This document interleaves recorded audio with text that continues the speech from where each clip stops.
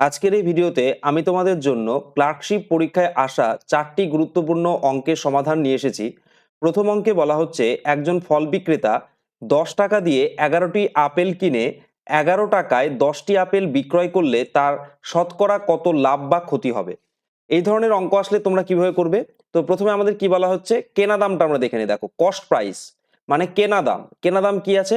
10 টাকা দিয়ে, সে 10 টাকা দিয়ে কি করছে? 10 টাকা দিয়ে 11টি আপেল কেনে। ঠিক আছে, 10 টাকা দিয়ে সে কি করছে? 11টি আপেল কেনে, 11 পিস। ঠিক আছে, তো আবার যখন সে বিক্রি করছে, সেলিং প্রাইস, সেলিং প্রাইসটা দেখো, সেলিং প্রাইসের ক্ষেত্রে আমাদের বলা হচ্ছে যে 11 টাকা দিয়ে, এবার সে কি বলছে? 11 টাকা দিয়ে সে বিক্রি করছে কয়টা? বিক্রি করছে 10টি আপেল। ঠিক আছে, 10টি আপেল। এবার দেখো, এই যে আপেলের সংখ্যা আমরা সমান করব। আপেলের সংখ্যাটা সমান করতে গেলে আমরা কি করব? দেখো, আহ, আপেলের সংখ্যা সমান করতে গেলে আমরা এই 11 সাথে 10 গুণ করে দেব। তাহলে কত হচ্ছে? 110টা আপেল তৈরি হয়ে গেল। আর এখানে দেখো নিচের লাইনে 10-এর সাথে আমরা 11 গুণ করে দেব। এখানেও দেখো 10 আর 11 গুণ করলে আমাদের 110। তাহলে আপেলের সংখ্যাটা আমাদের উপরেও 110টা, নিচেও 110টা হয়ে গেল। এবার দেখো, কস্ট প্রাইসের ক্ষেত্রে তুমি আপেলের সংখ্যার সাথে 10 গুণ করেছো, তাহলে তোমার দামের সাথেও কি করতে হবে? 10 গুণ করতে হবে। যেহেতু তুমি এখানে 10 গুণ করেছো, তার জন্য তোমাকে এখানটাতেও 10 গুণ করে দিতে হচ্ছে। তাহলে দাম কত হচ্ছে? 10 × 10 = 100 টাকা। ঠিক আছে, তাহলে কি হলো? 100 টাকায় তুমি কিনেছো কটা আপেল? 110টা আপেল। একই রকম ভাবে দেখো, সেলিং প্রাইসের ক্ষেত্রে কি হয়েছে? তুমি 11 গুণ করেছো সংখ্যার সাথে, আপেলের সংখ্যার সাথে, তার জন্য তোমাকে 11 গুণ করতে হবে সেই দামের সাথেও। তাহলে 11 গুণ করলে কত হচ্ছে? 121 টাকা। তাহলে তুমি খেয়াল করে দেখো লাভ কত হচ্ছে। দেখো, তুমি 100 টাকা দিয়ে কিনেছো 110টা আপেল, আর 121 টাকা দিয়ে তুমি বিক্রি করেছো 110টা আপেল। তাহলে আপেলের সংখ্যা সমান, তো তোমার বিক্রয় মূল্য হচ্ছে 121 টাকা, ক্রয় মূল্য হচ্ছে 100 টাকা। তাহলে লাভ কত? খুব অনায়াসেই তুমি বলতে পারবে যে প্রফিট হচ্ছে আমাদের 21 টাকা। প্রফিট কত? 21 টাকা। কত টাকার মধ্যে? কত টাকার মধ্যে প্রফিট 21 টাকা? আমরা কিনেছিলাম কত দিয়ে? 100 টাকা। তার মানে 100 টাকায় আমার 21 টাকার লাভ। 100 টাকায় 21 টাকার লাভ। তাহলে পার্সেন্টেজ কত? 100-র মধ্যে 21, তার মানে পার্সেন্টেজও আমাদের কত? 21%। আমাদের 21% কি হয়েছে? প্রফিট হবে। তো এই ধরনের অঙ্কগুলো আসলে তোমরা এইভাবে করেই করবে। অপশন ডিতে দেখো সঠিক অ্যান্সারটা কিন্তু দেওয়া রয়েছে। আমি একটু বিস্তারিত ভেঙে বললাম, যারা প্রথম অঙ্কগুলো শিখছো তাদের সুবিধার জন্য।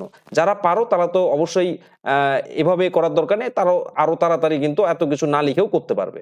তো পরের অঙ্কটা একটু দেখে নিই। দেখো, দ্বিতীয় নাম্বার অঙ্কে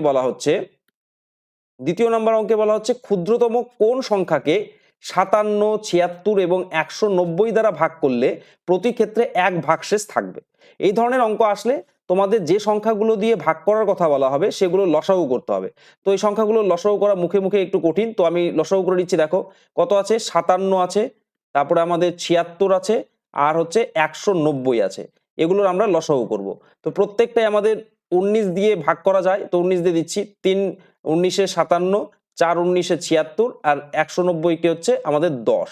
আবার দেখো, ভাগ যাবে 2 দিয়ে দিতে পারবো, তো 2 দিয়ে দিচ্ছি। দেখো 2 দিয়ে এখানে 3ই থাকবে, 2 দুগুণে 4, 5 দুগুণে 10। তো এলসিএম কত হচ্ছে? এলসিএম লসাগু কত হচ্ছে? লসাগুটা দেখো, প্রত্যেকটা সংখ্যা গুণ করে দেবো। 19 দুগুণে 38, আর এদিকে 5 দুগুণে 10, আর 30। 30 আর 38 গুণ করলে কত হবে? 30 আর 38 গুণ করলে আমাদের 1140। তো দেখো, এলসিএম মানে লসাগু মানে এমন একটা সংখ্যা তৈরি হলো আমাদের, যে সংখ্যাটা, এই যে এলসিএম আমরা কত বের করলাম? 1140। এই 1140কে তুমি 57 দিয়েও ভাগ করতে পারবে, 76 দিয়েও এবং 190 দিয়েও ভাগ করতে পারবে। আর ভাগ করলে কোনো ভাগশেষ কিন্তু থাকবে না, কারণ লসাগুকে তুমি যদি ভাগ করো এই সংখ্যাগুলো দিয়ে, যেহেতু 57, 76, 190 এর লসাগু হচ্ছে 1140, এই জন্য তুমি সেই সংখ্যাগুলো দিয়ে মানে 57, 76 এবং 190 দিয়ে 1140কে ভাগ করলে কোনো ভাগশেষ থাকবে না। কিন্তু আমাদের অঙ্কে বলা হয়েছে যে আমাদেরকে এক ভাগশেষ কিন্তু রাখতে হবে। এক অবশিষ্ট মানে কি? এক বেশি থাকবে। তো 1140-এর সাথে এই জন্য আমরা কি করব? এক বেশি তৈরি করব।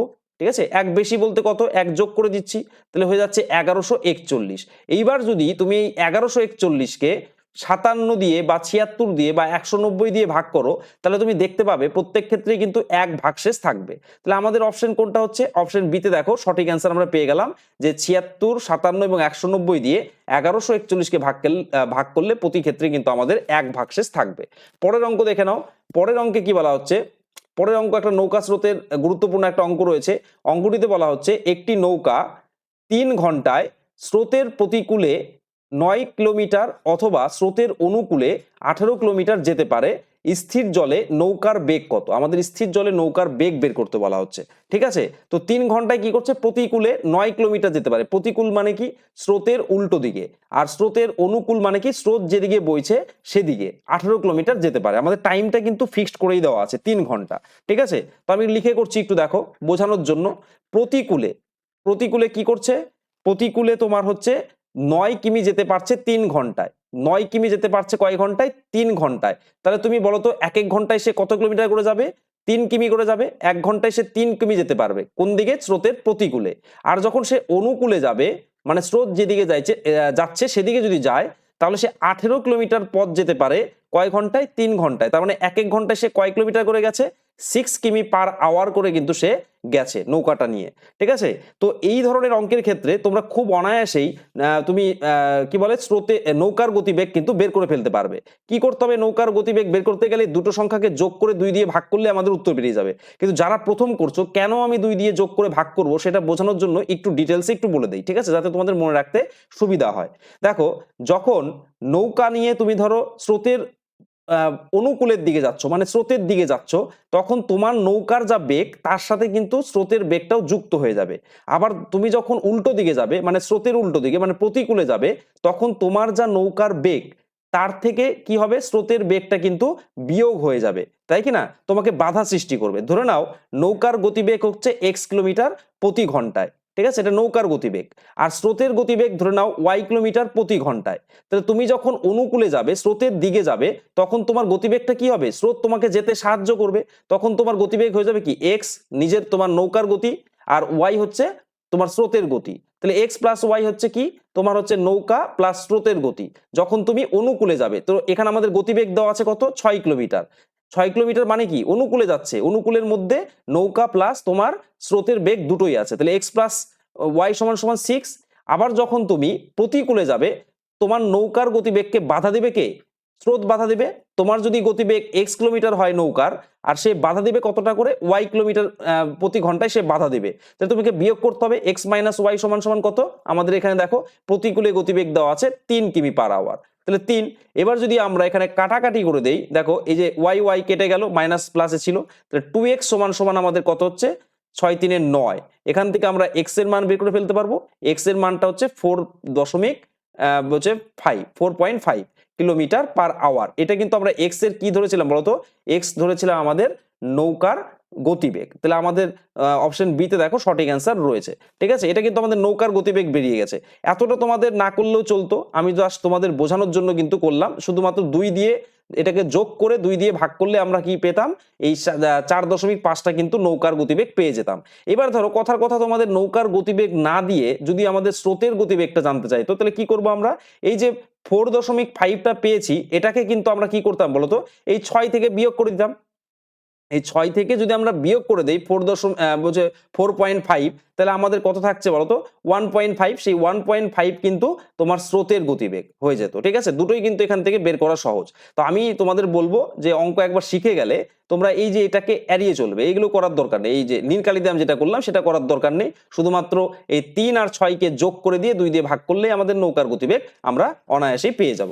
তো পরের অঙ্ক দেখো। পরের অঙ্কে বলা হচ্ছে এ বি সি। ঠিক আছে, এ বি সি এর বয়সের অনুপাত দেওয়া আছে 5:8:9। যদি এ ও সি এর বয়সের সমষ্টি 56 বছর হয়, তো বি এর বয়স কত? তো এখান থেকে আমরা ধরে নেব যে এ আর সি এর বয়স, তাহলে এখান থেকে যে 5x, এখানে ধরে নিলাম এর বয়স হচ্ছে 5x, বি এর বয়স হচ্ছে 8x এবং সি এর বয়স হচ্ছে 9x। আমাদের কি বলা হয়েছে? এ এবং সি এর বয়সের সমষ্টি। তাহলে এ আর সি, 9 আর 5-এ কত হচ্ছে? 14। 9 5-এ 14x। এই 14x এর মান আমাদের কত দেওয়া আছে? দেখো 56 দেওয়া আছে। তাহলে 14x সমান সমান আমরা 56 লিখলাম। অতএব x সমান সমান কত পাবো? x সমান সমান 4। 4 14 দিয়ে আমরা 56কে ভাগ করলে 4। 4 বয়স 4 ইয়ার পাচ্ছি, তাই না? তো এবার দেখো x এর মান আমরা 4 পেয়ে গেছি। তাহলে আমরা বি এর বয়স বের করতে পারবো। বি এর বয়স কত ছিল আমাদের? বি এর বয়স আমাদের দেখতে পাচ্ছ 8x আছে। তো 8x সমান সমান কত হবে? 8x সমান সমান 8 গুণ x এর মান 4, তাহলে 4 8 32। 32 বছর এটা কিন্তু আমাদের বি এর বয়স বেরিয়ে গেল। তাহলে অপশন বি তে সঠিক অ্যান্সার। বুঝতে পেরেছো? আশা করি তোমরা বুঝতে পারলে।